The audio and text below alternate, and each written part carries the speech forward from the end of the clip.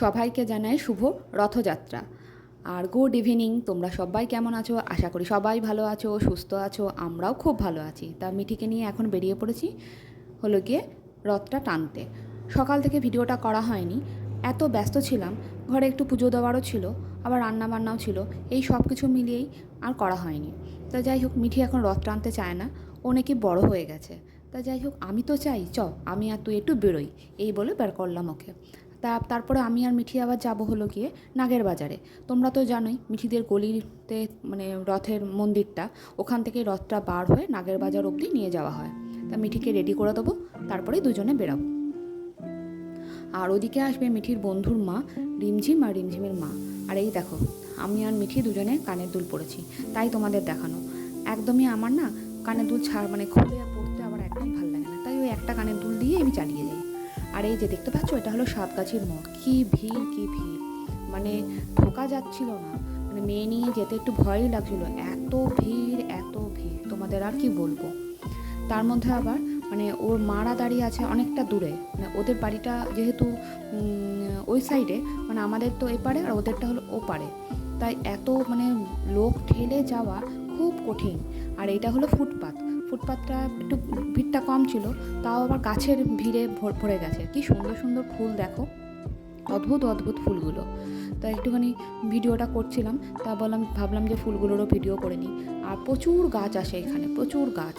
তা আজকের দিনটা একটু গাছের দামটা একটু বেশিই থাকে, খুব কম লোকেই কেনে যারা দূর থেকে আসে।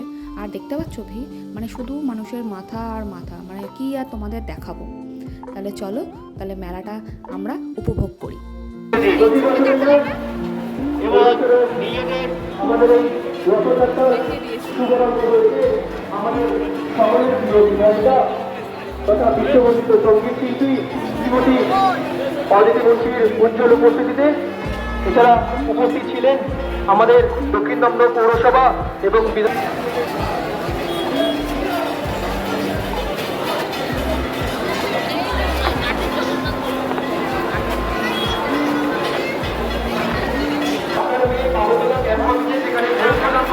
আপনার জন্য অপেক্ষারত। আপনি আপনার মেয়ের সাথে এসে এখানে যোগাযোগ করুন।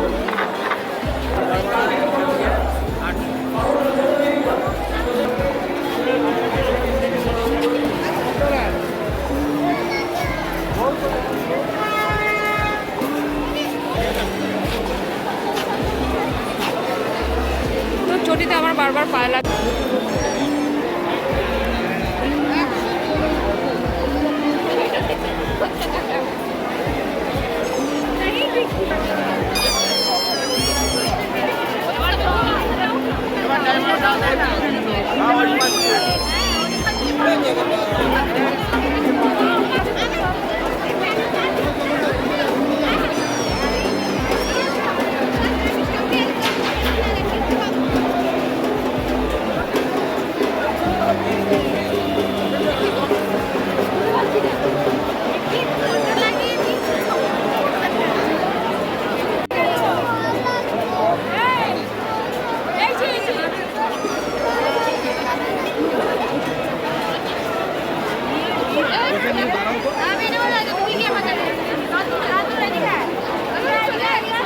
এই যে জগন্নাথ দর্শন করে আমরা চলে এসেছি ফুচকা খেতে।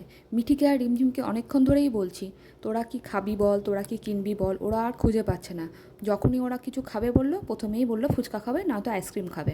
তা যাই হোক, আইসক্রিম খাওয়াবো না। মিঠির দুদিন আগে জ্বর এসেছিলো, রিমঝিমেরও শরীরটা খুব খারাপ ছিল।